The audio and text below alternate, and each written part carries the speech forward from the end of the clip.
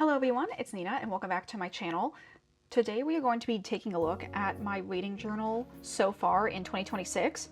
As I think I mentioned in my setup for 2026, I'm using the same journal that I did in 2025, just like continuing on with it, instead of just leaving this journal to be like 2/3 of the way full. This is an A5 size journal from the indie brand Cotton Book.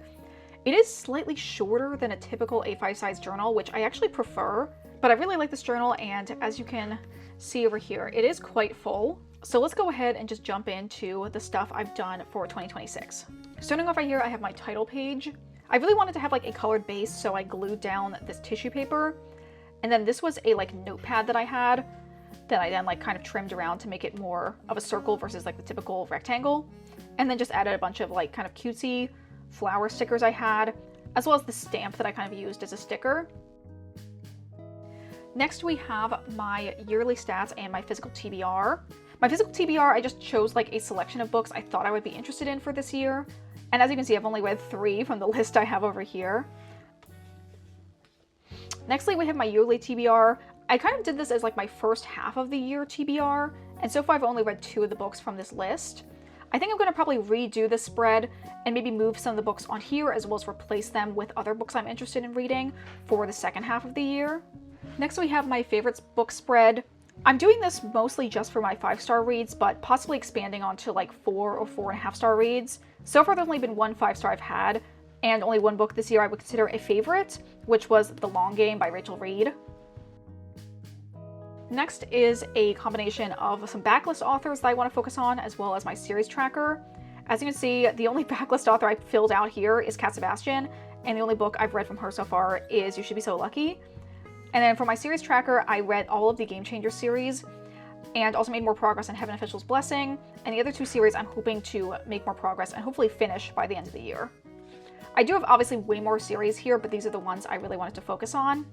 And next we get into all of the books that I've read.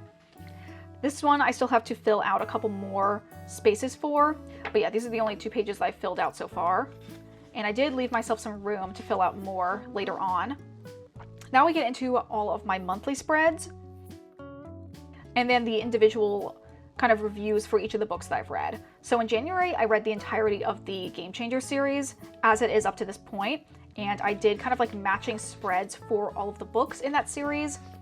I really love how these turned out. I really wanted to try and replicate the font that's used for the Heat of Rivalry TV show for all of the titles, and yeah, I just really love how these turned out. Here's my February spread. And then again, moving into some more book reviews. My March spread, I think this one is very cute. I really like the color scheme. I usually always go for like a green theme in March, but I added some more like rainbow kind of scrapbooky elements as well. I think it looks really cute. And here is my spread for April. This is definitely my favorite of the spreads I've done so far. I think it's really cute. I'd seen a couple different people do like full patterned backgrounds for their spreads to then build on top of. And I thought I would try and do that for this. And I think it turned out really cute. I used a bunch of also like my favorite stickers, adding a lot of like cute flowers and bows onto it. I really like how this one turned out. And then we get into the spreads for this month. I still have some more to work on. As you can see, I have yet to finish filling out my Heaven Official's Blessing Volume 5 spread, and I might do something else here for some of the Dr. Stone volumes I read. Then we move into May. I don't think this one was as successful, even though I did also try to do the kind of tissue paper background for one half. I just kind of like messed up with the words here, so I had to like cut out and glue the letters on top for the title of the month. But I do think it is overall still pretty cute. And I have not filled out any of my May spreads yet for the books I've read, since I'm kind of still in the middle of most of them. And the last spread I have made ready to go is my June monthly spread. This one was a replication, at least for this side, of a spread I'd seen on Pinterest. I really liked doing the title of the month like vertically instead of horizontally. And again, used a lot of the same like big cutouts of bows that I had. This is a very different color scheme than I usually go for. For June, I feel like I usually use something a lot more pastel, but I really liked the like pink and burgundy combination, so I decided to go with that.